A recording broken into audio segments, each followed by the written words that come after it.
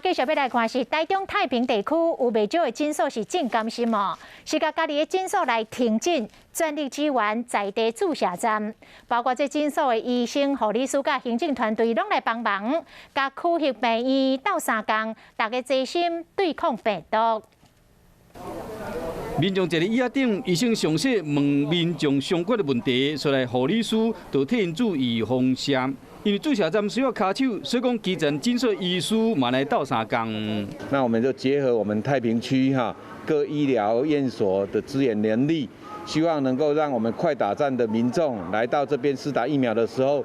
能够获得专业的医师的咨询，还有我们很好的服务。 在疫情期间，地区病院的业务加真无严，加上卫生所人力有限，所以讲袂少诊所人员嘛来斗相共，有的是暂停看诊，有的是来这加班。那目前的这种感冒的病人，呼吸道感染是比较少，所以对这种原来是呼吸道感染的诊所来支援快打站是一个非常好的设计。 因为开一罐上架才住14个人，伊则规定必须10个人到现场才会使开，所以讲请乡亲老注文者尽量到现场注射。这个诊所医护人员希望讲，加所有乡亲做伙来对抗疫情。